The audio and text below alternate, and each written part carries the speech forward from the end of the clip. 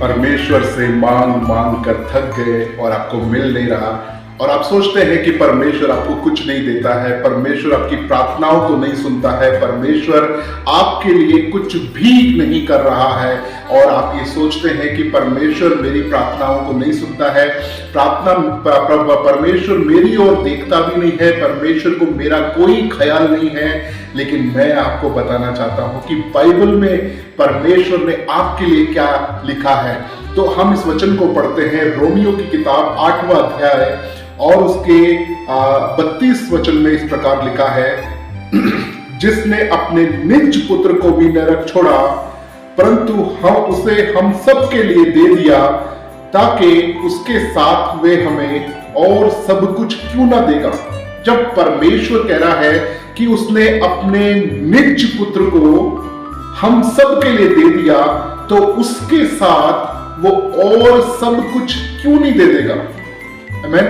जब परमेश्वर ने अपना एक पुत्र दे दिया, एक लौता पुत्र दे दिया, तो क्या परमेश्वर और कुछ चीजें जो आप मांग रहे, हो सकता है आपकी जरूरत की चीजें हो, आपके लिए प्रॉपर्टी मांग रहे हो, पैसा मांग रहे हो, घर मांग रहे हो, जो भी मांग रहे हो, क्या परमेश्वर वो आपको नहीं देगा अगर आप परमेश्वर के मार्ग में खराई में चलोगे? अगर आप ईमानदारी से परमेश्वर के पीछे चलोगे, क्या परमेश्वर वो ब्लेसिंग्स आपको नहीं देगा, वो आशीषें आपको नहीं देगा? क्योंकि बहुत बार हम थोड़े में विश्वास योग्य नहीं रहते, इसलिए बहुत जो परमेश्वर ने रखा है हमारे लिए हमें नहीं मिल पाता है। परमेश्वर ने अपना एक लौता पुत्र, अपना निज पुत्र आपके लिए दे दिया, तो उसके साथ वो और सब कुछ क्यों नहीं दे देगा आपको? क्या परमेश्वर आपको एक अच्छी नौकरी नहीं दे सकता है, एक अच्छा घर नहीं दे सकता है? क्या परमेश्वर आपके लिए खाने पीने रहने के लिए कुछ चीजें नहीं दे सकता? सब कुछ दे सकता है। जब अपना पुत्र दे सकता है, उसके साथ वो सब कुछ दे सकता है।